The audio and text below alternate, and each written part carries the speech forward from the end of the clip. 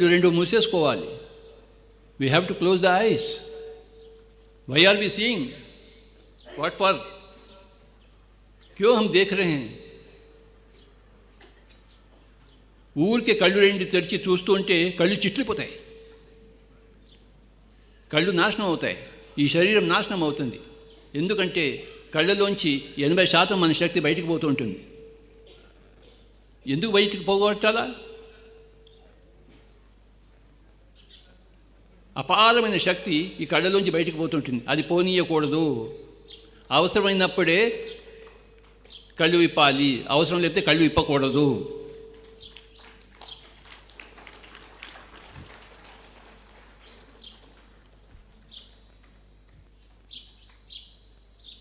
నోరు మూసుకుని కూర్చుంటే మౌనము, కళ్ళు మూసుకుని కూర్చుంటే ధ్యానము.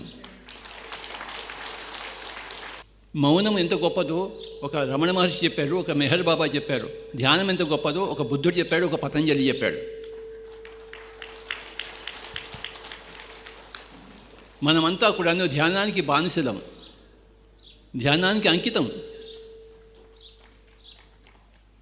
మనం గంటలు గంటలు గంటలు గంటలు కళ్ళు రెండు మూసుకుంటాం.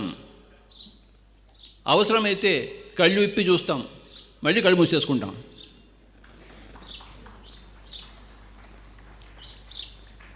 ఎన్నో జన్మలు కళ్ళు ఇప్పి ఇప్పి ఇప్పి నరకాన్ని అనుభవించాం. ఈ జన్మలో కళ్ళు మూసుకుని మూసుకుని స్వర్గాన్ని అనుభవిద్దాం.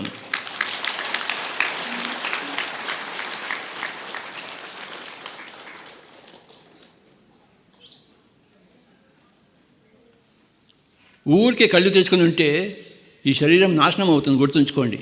కళ్ళు రెండు మూసుకుని కూర్చుంటే శరీరం అవినాశిగా ఉంటుంది, ఎప్పటికీ ఉంటుంది. ఈ శరీరం ఎన్ని సంవత్సరాలు, ఎన్ని యుగాలైనా ఉంటుంది ఈ శరీరం.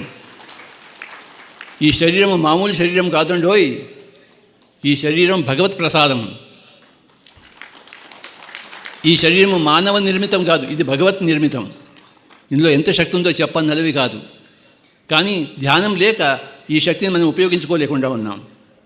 We are not able to use this physical body because we don't have meditation, we don't have spirituality.